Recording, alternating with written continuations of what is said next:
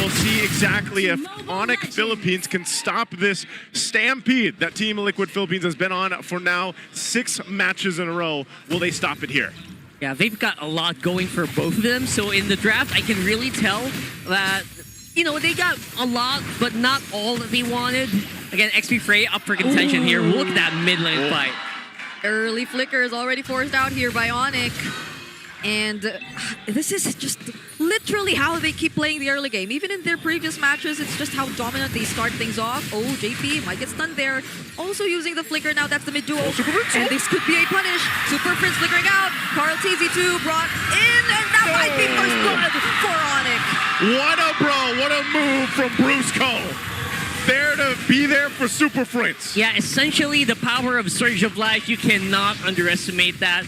They got outpositioned, and that wall actually helped out Onic so much, despite, again, the flicker being burned for Super Prince. That almost felt as if Super Prince calculated that flicker just so Carl would go and chase him in that wall so they could utilize it a bit more. And those are just really smart and small decisions that we get to see from Onic, which really play a huge role in how the things turn out eventually. But Sanford here to join the fight. Now that's going to be a kill for Carl. King Kong already taken out, and Brusco follows next.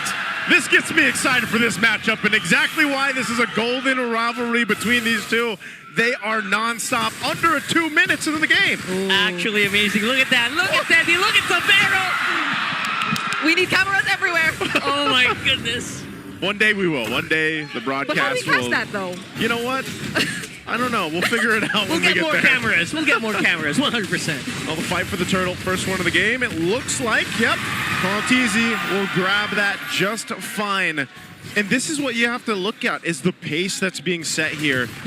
On both sides. So far, it's a pendulum, back and forth this early on. It's a really good back and forth, but you also have to look at where the goal is going, especially right now that Sanford got the kill, Tlph got the kill. It's going into the right pockets for Tlph. Yep, and what do we say about not allowing for Tlph to get close to the objectives? Yeah. Onic, even despite that really good start, are now slowing down, and I don't know if that's the kind of approach you want to go for up against Liquid, because it seems like they're getting a hang of their own momentum.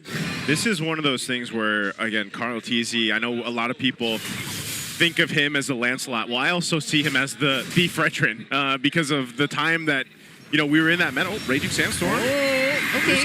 Brusco using the Tsunami Slam, bringing them close to under their turret, and the flicker out to avoid that RWM. Ooh, I love the trades that are happening right now. Yeah. As we were saying, actually, you know what? Tlph on Fredrin, that's like his second most used hero in all times. Gotta be.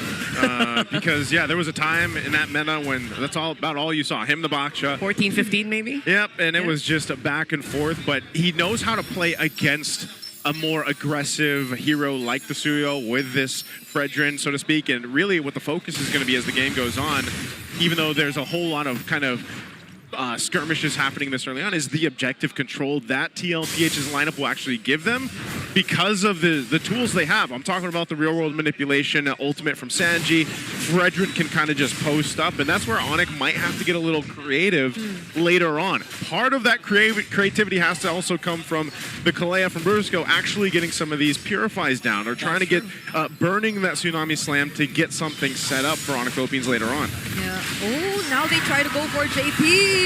Doesn't get to use the quick sand guard, so a -1 for Liquid. Oh, this is just so perfect. That Pyro, the Kalea is so perfect for Onic. It also gave Brusco like an MVP match, I think, yesterday. Yep. And it's worth it, especially against heroes like the Khalid. Cancel out that quick sand guard. What are you doing? All right, there goes the Black Dragon form. Zaman Force 2 committed here. Oh! King Kong winning out the retreat battle. Black Dragon form still there for Kirk, but Teddy takes Brusco.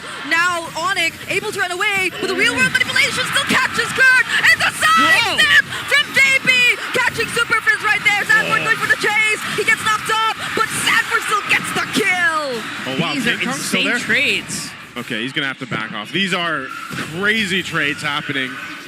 And right now, Tlph is slightly ahead in certain areas. It's nothing too crazy. I mean, even looking at the graph, you see the quick swing that's happening here.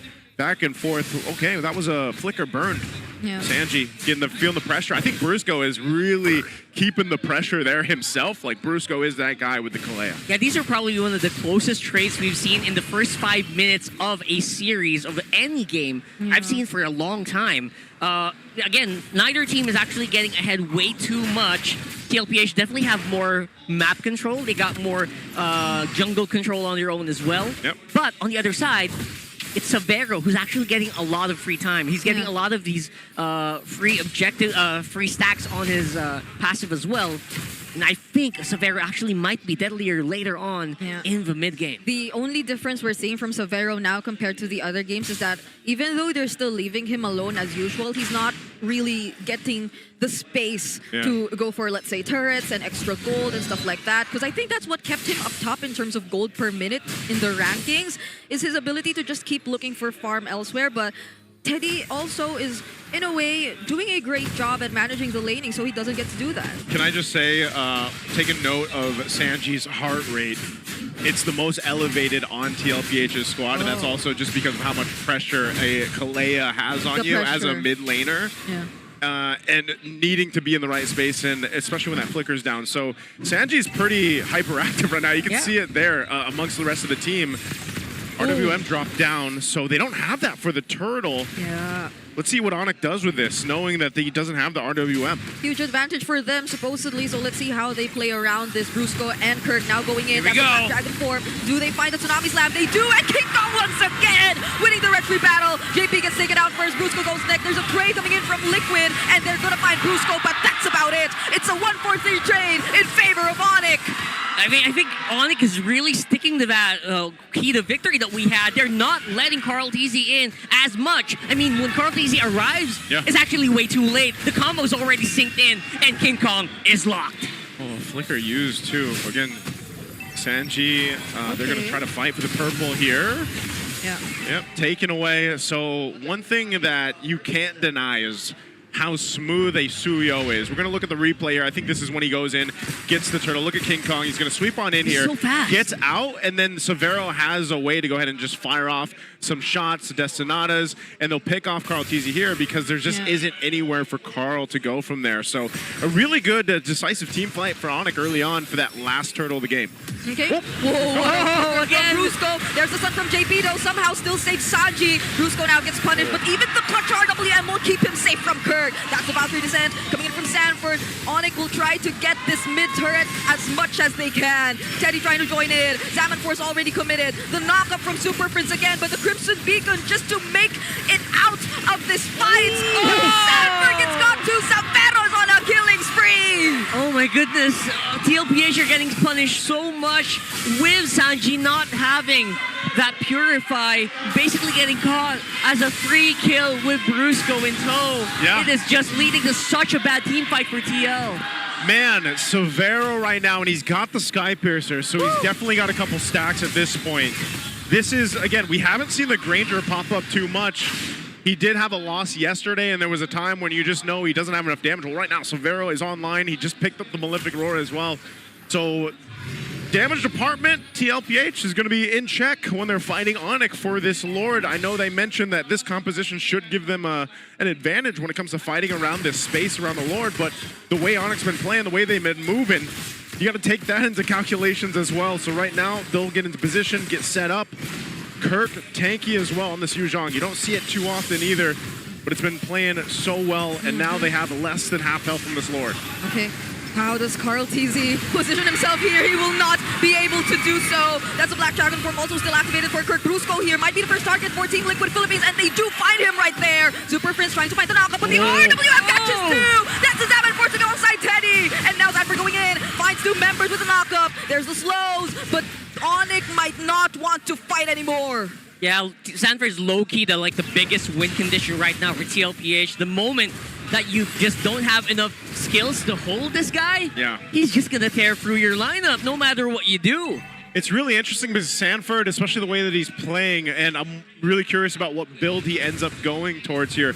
But the way he's playing the Freya, you see him jump into these fights, he pops the Valkyrie for him, but then he also backs off a little bit. He kites it. Yeah, it baits Onic to even push through, trying to get him or trying to kill him. You can see he's building damage. He's got the Golden Staff, Corrosive Scythe already, but he is probably going to build in some defense at some point.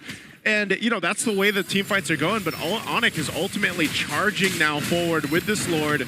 Should be able to just get this tier 2 in the mid, maybe more.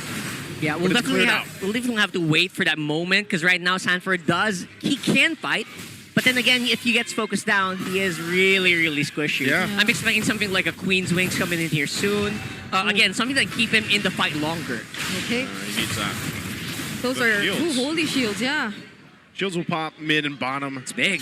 Yeah, Tlph will just still hold on, though. But it's a 4K gold lead now at this point for Onic Philippines. They've been doing really well playing in these team fights and just utilizing what they have. It's been nothing really fancy. I know Brusco's got a lot of deaths, but he's got to be that guy. He's got to be the one to start things up with that Tsunami Slam, like we mentioned. And so far, Severo has had all the space in the world to move on this Granger, and he's continuing to stack up. Yeah. That's like the biggest key. Like the space for Severo is massive just because Super Friends is on front. Yeah. Now Super Friends is supposed to be like a backline mage too, but you know what? The way that Super Friends plays this hero, he's just gonna bully everyone there. And when he's doing that, that's when Severo really shines. Not to mention, if someone gets picked off by Brusco, of course, it's so easy to do that with a Tsunami Slam though. Yeah, you don't need to babysit 2 heroes at once for Onic.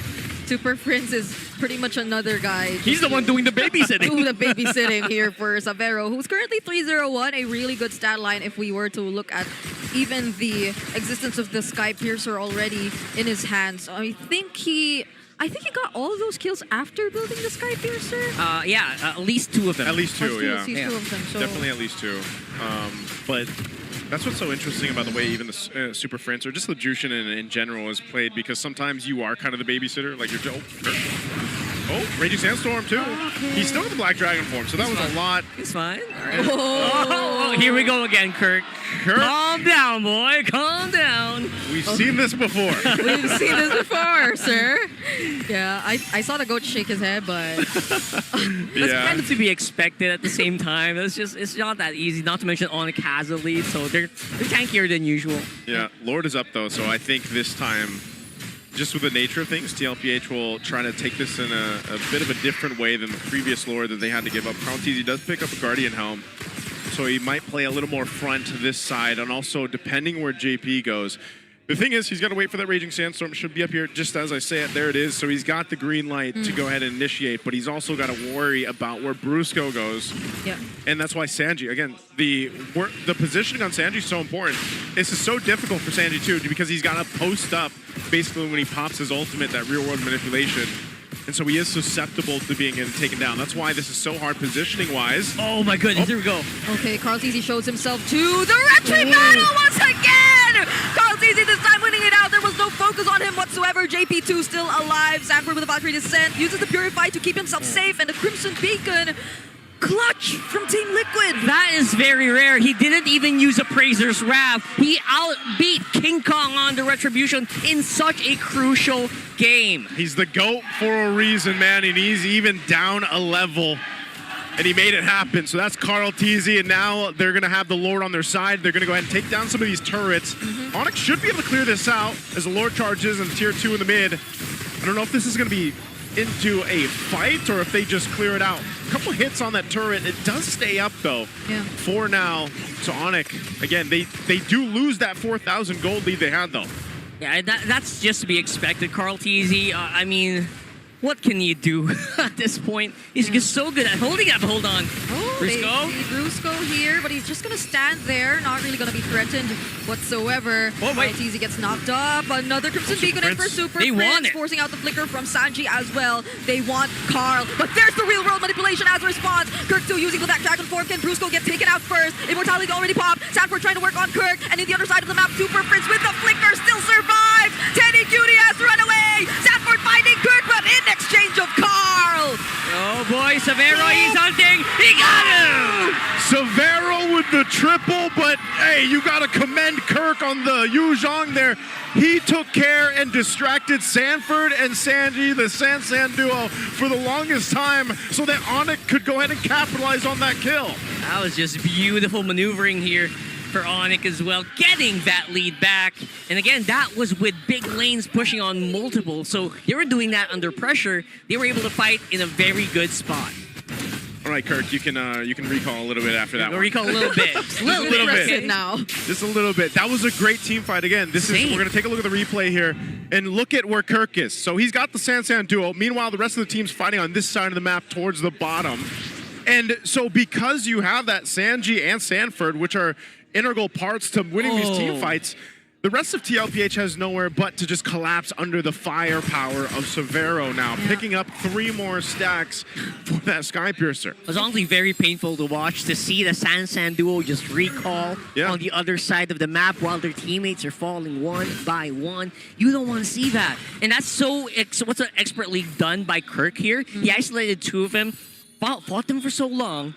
And I don't know, maybe the comms just kind of broke down for Tlph. Yeah, that's a 601 Ranger. I don't think you want to go up against that because Ranger danger. Ranger danger. You Sorry, I had don't to. really. It's okay. It's right there. You don't really have a Yu Zhang type XP laner. Yes, the Freya can go for the dives, but he can't really zone. it's kind of all in. Yeah. So I know you did mention something about he goes in, but he kind of kites them out. Yeah. But it's more once you commit, there's a much harder way to get out if you're a Freya. You know what? Yeah. Freya's essentially dropping a bomb, right? The Yu Zhang is basically a big shield that's pushing people up, pushing people down. So that's a big difference in gameplay. We'll see if that's going to matter here, especially now that Onic feels like they might just have a hold on this Lord. I think they do. Oh, Lord already low! There's the stun coming in from the Raging Sandstorm. Sandstorm trying to come in from the sides. Carl TZ looking for Severo, but look at the damage from Severo! Appraiser's Wrath landing on Brusco. They still get to touch the RWM2. Onic have been just too successful with that Lord fight. Given how everything went, no one died. So both teams actually are able to go ahead and disengage from that after securing the Lord.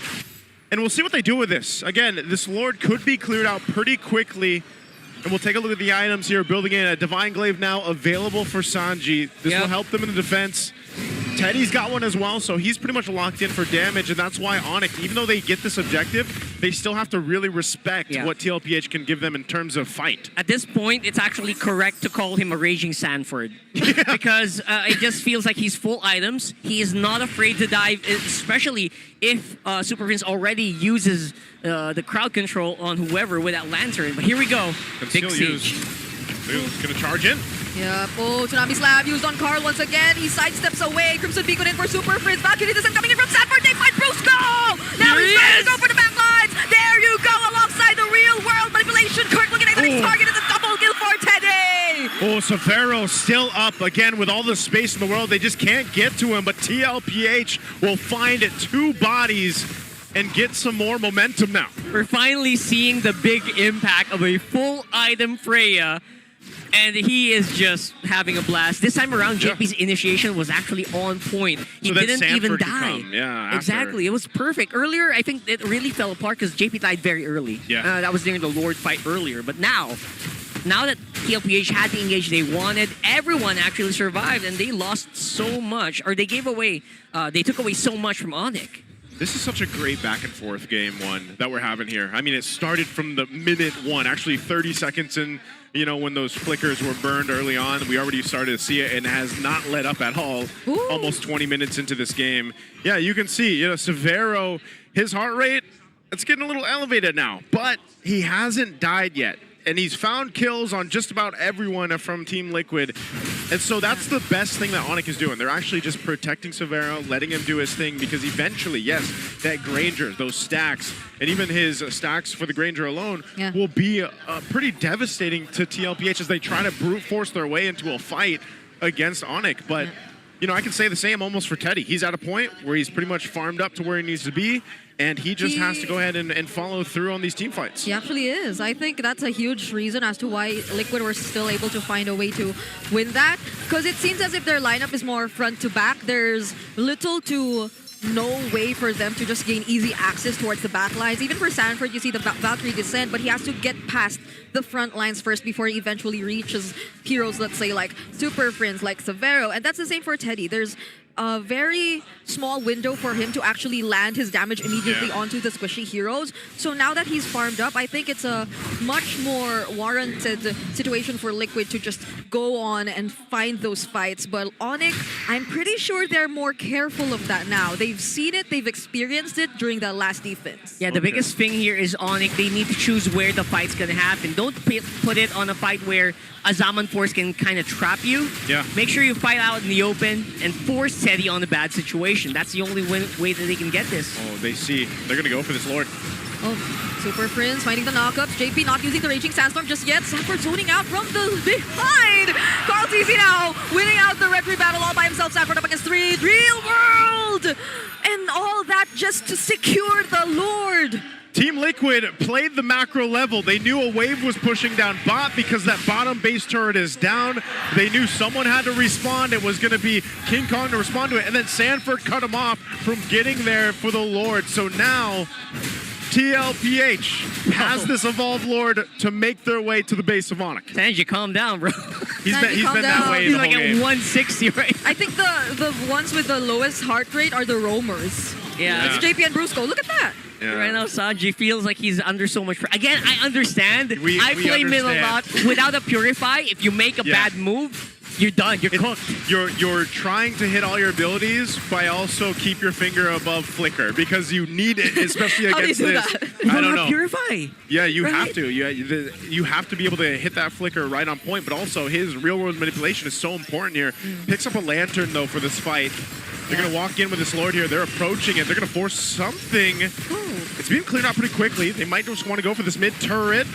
Oh. Okay, Purify still there for Sanford. Uses the Valkyrie Descent to get out. Now the Lord's in the base. Onic, will they still go for a play? Flying in. There's no ultimate for Brusco, and there Where's goes the the love? Real World!